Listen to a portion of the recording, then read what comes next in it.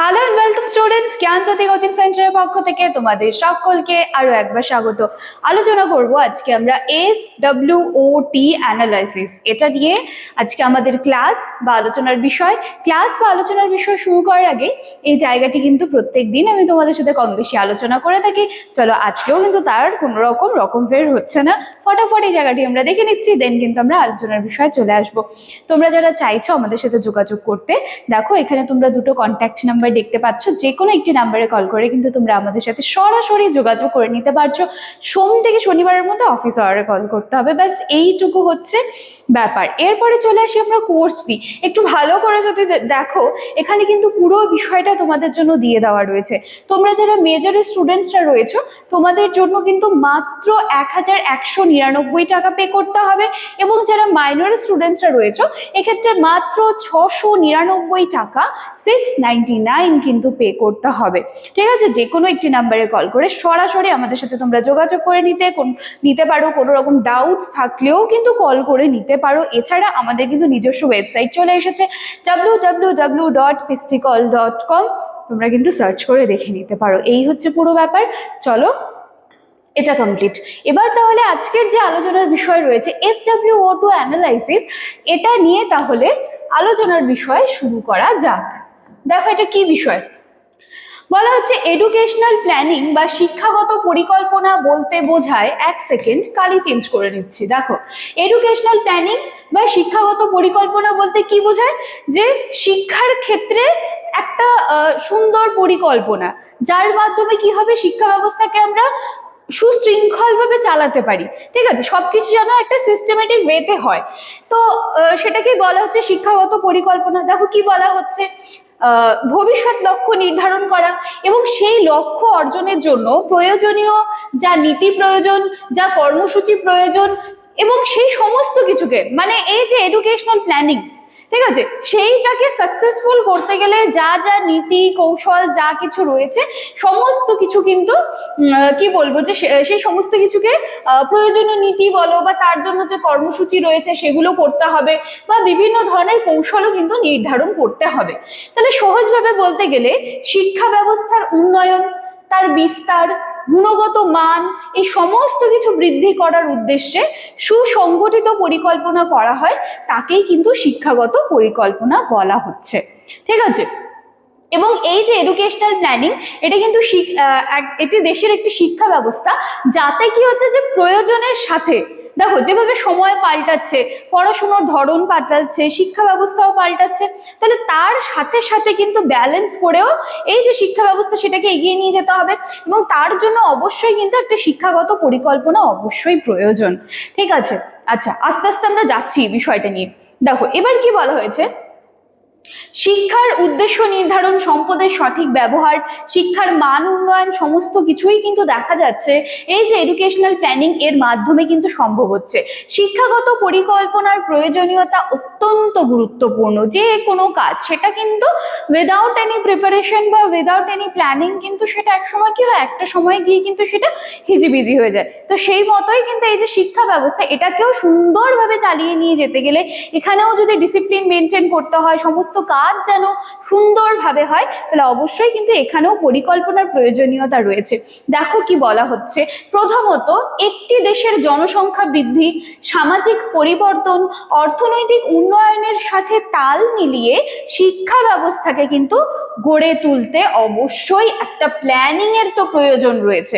দ্বিতীয়ত এই যে সীমিত সম্পদ, সেটাকে যেন ঠিকভাবে ব্যবহার করার জন্য একটা শিক্ষাগত পরিকল্পনা রয়েছে, সেই শিক্ষার তো প্রয়োজন রয়েছে। না হলে এই যে আমাদের যে সম্পদ, যেটা এই জেনারেশন ব্যবহার করছে বা তার পরবর্তী জেনারেশন ব্যবহার করবে, সেটাকে কি করে আমরা সংরক্ষণ করে রাখতে পারি বা সেটাকে আমরা সঠিকভাবে কাজে কি করে লাগাতে পারি, অবশ্যই তার জন্য কিন্তু শিক্ষার প্রয়োজন রয়েছে। তৃতীয়ত শিক্ষার সুযোগকে সবার জন্য সমানভাবে পৌঁছে দিতে এবং শিক্ষার গুণগত মান উন্নত করতে অবশ্যই কিন্তু এই যে প্ল্যানিং, এটা কিন্তু অবশ্যই হেল্প করছে। ঠিক আছে, তারপরে দেখো কি বলা হচ্ছে। দেখো, এছাড়াও ভবিষ্যতে কর্মসংস্থানের চাহিদা অনুযায়ী শিক্ষা ব্যবস্থা গড়ে তুলতেও শিক্ষাগত পরিকল্পনা অবশ্যই কিন্তু গুরুত্বপূর্ণ একটা ভূমিকা পালন করে। তাহলে এই যে আমরা শিক্ষাগত পরিকল্পনা গুরুত্ব, এই সমস্ত কিছু নিয়ে কিন্তু আমরা আলোচনা করছি, ঠিক আছে। এবং যেটা বলছি যে এটি শিক্ষার বিভিন্ন স্তরের মধ্যে একটা ব্যালেন্স তৈরি করে এবং শিক্ষা ব্যবস্থাকে অনেকটা কিন্তু অ্যাক্টিভ করে তুলছে, বা শিক্ষা ব্যবস্থাকে অনেকটা বাস্তবমুখী করে তুলছে, ঠিক আছে। অবাস্তব কিন্তু কোনো কিছু নেই। তো শিক্ষাগত পরিকল্পনার মাধ্যমে কি হচ্ছে, শিক্ষকদেরকে ট্রেনিং দেওয়া হচ্ছে, শিক্ষা প্রতিষ্ঠানের উন্নয়ন, নতুন নতুন পাঠ্যক্রম প্রবর্তন, প্রযুক্তির ব্যবহার, সমস্ত কিছু কিন্তু নিশ্চিত করা হচ্ছে। এইবার আমরা চলে আসি শিক্ষাগত পরিকল্পনা কেন, কি প্রয়োজন, তার জন্য একটি ভালো এডুকেশনাল প্ল্যানিং সেটাকে যদি কার্যকর করতে হয়, নীতি, ভালো কৌশল, সমস্ত কিছু কিন্তু নির্ধারণ করা প্রয়োজন রয়েছে। এইটুকু বিষয়টা কিন্তু আমরা আগের দুটো স্লাইডে জেনে এলাম।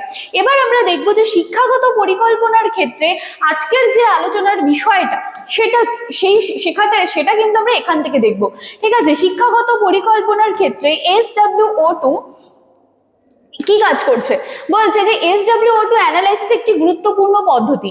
SWOT শব্দটি 4টা উপাদান নিয়ে গঠিত, যেখানে বলা হচ্ছে কিন্তু S for strength, W for weakness, O for opportunities এবং T ফর কিন্তু থ্রেটস, ঠিক আছে। যেখানে শক্তি, দুর্বলতা, সুযোগ এবং হুমকি, ঠিক আছে, এইটা নিয়ে কিন্তু SWOT। তো স্ট্রেংথ, এবার প্রত্যেকটা জিনিস দেখো কি বলা হচ্ছে। শক্তি বা স্ট্রেংথ বলতে বোঝাচ্ছে শিক্ষা ব্যবস্থার একটা পজিটিভ দিক, তাই তো। যেমন হচ্ছে দক্ষ শিক্ষক, পড়াশুনো করাতে গেলে সেই শিক্ষা ব্যবস্থার ক্ষেত্রে একটা উন্নত অবকাঠামো। তো হয়ে গেল S ফর স্ট্রেংথ, এবং স্ট্রেংথ দিয়ে শক্তি বলতে কি বোঝাচ্ছে। চলে আসি W ফর উইকনেস। এটা কি, এটা শিক্ষা ব্যবস্থার সীমাবদ্ধতা বা দুর্বলতা। যেমন হচ্ছে পর্যাপ্ত অর্থের অভাবে অনেক সময় দেখা যায় যে প্রশিক্ষিত শিক্ষকের কিন্তু ঘাটতি রয়েছে, ঠিক আছে। তাহলে এটা এক ধরনের উইকনেস। তারপর অপরচুনিটিস কি আছে, অপরচুনিটিস বলতে ভবিষ্যতে উন্নতির সম্ভাবনাকে বোঝায়, যেমন নতুন প্রযুক্তির ব্যবহার বা সরকারি সহায়তা। থ্রেটস বলতে এমন সব সমস্যা বা ঝুঁকিকে বোঝায় যেটা শিক্ষা ব্যবস্থার উন্নয়নে বাধা সৃষ্টি করতে পারে। তাহলে কি ধরনের বাধা, অর্থনৈতিক সংকট বা সামাজিক বৈষম্য এক্ষেত্রে কিন্তু শিক্ষা ব্যবস্থার বাধা হয়ে দাঁড়ায়। তো SWOT বিশ্লেষণের মাধ্যমে শিক্ষা পরিকল্পনাকে কি করা হচ্ছে, আরো কার্যকর করা হচ্ছে এবং বাস্তবসম্মত করা হচ্ছে। এটাই কিন্তু SWO2 অ্যানালাইসিস। তাহলে এই যে এডুকেশনাল প্ল্যানিং বা শিক্ষাগত পরিকল্পনা একটি দেশের শিক্ষা ব্যবস্থাকে কিন্তু কতটা সঠিক পথে পরিচালনা করতে পারে, তার জন্য কিন্তু এই SWOT এর অবশ্যই গুরুত্বপূর্ণ ভূমিকা তো রয়েছে। এবং এর মাধ্যমে কি হয়, শিক্ষা ব্যবস্থার যে সমস্যাগুলো রয়েছে সেটা চিহ্নিত করতে পারি, ঠিক আছে। বা ভালো দিক কি রয়েছে, তার স্ট্রেংথ, তার উইকনেস, অপরচুনিটিস, থ্রেটস, সমস্ত কিছু কিন্তু আমরা শিক্ষার ক্ষেত্রে এগুলোকে আইডেন্টিফাই করতে পারি। ক্লিয়ার? তাহলে একদম ইজি ছিল এই বিষয়টা, SWO2 অ্যানালাইসিস। এবং অনেকেই হয়তো এটা মনে করবে যে ভিডিও শুরুতেই কেন SWO2 অ্যানালাইসিস নিয়ে আলোচনাটা শুরু করলাম না। যেহেতু এটা একটা এডুকেশনাল প্ল্যানিং এর সাথে রিলেটেড, তো তার আগে তার সম্বন্ধে একটু আমি জানিয়ে রাখলাম, দেন কিন্তু এটা আলোচনা করে দিয়েছি। তাহলে আজকের ক্লাস বা আলোচনার বিষয় কিন্তু এখানেই থাকছে। তোমরা যারা চাইছো আমাদের সাথে যোগাযোগ করতে, যে কোনো একটি নাম্বারে কল করে নিও, কল করে আমাদের সাথে কথা বলে নিতে পারো। চলো, দেখা হচ্ছে আবার নেক্সট দিনের ক্লাসে। Thank you.